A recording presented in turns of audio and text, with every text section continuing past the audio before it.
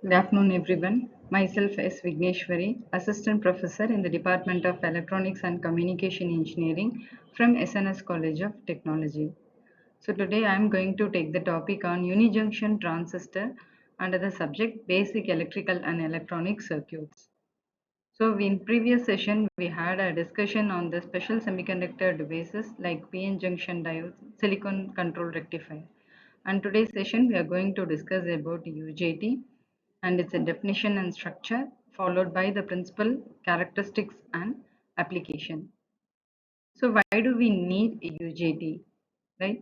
So UJT we need it for a precise timing signal, and then for trigger pulses to turn the devices on like SERs, and we need a simple switching mechanism. So that is the reason why we came for UJT, and the circuit becomes complex without this, and more components will be required, right?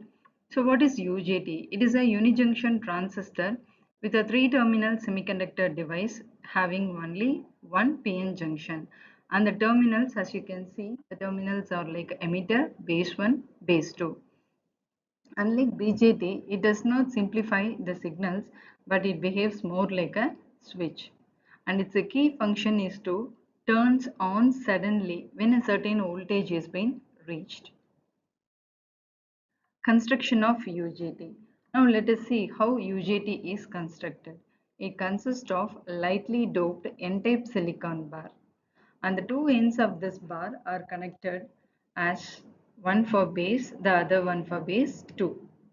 A P-type material is embedded into the bar. This forms the emitter, and this creates a single PN junction.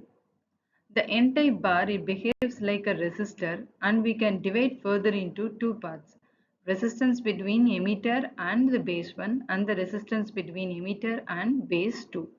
And these internal resistance, it play an important role in the operation of UJT. Working principle of UJT. After applying the voltage between base 2 and base 1, and this creates an voltage gradient across the N-type bar. Initially, the emitter junction is reverse biased, so no current will be flowing. When increasing this emitter voltage gradually at a particular voltage, which is called the peak voltage, this device turns on. Once this is turned on, the resistance become emitter and the resistance between the emitter and B1, it decreases, and hence a current flow will be there, increasing rapidly. And the sudden change from off to on, this is the most important feature of UJT.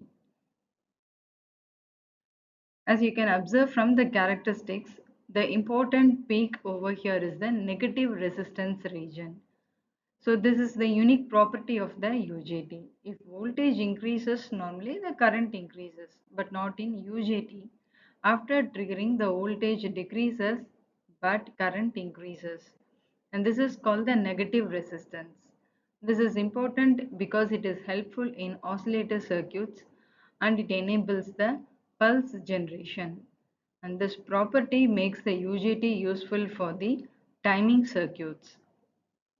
The VI characteristics of the UJT is divided into three regions: cutoff region, negative resistance region, and saturation region.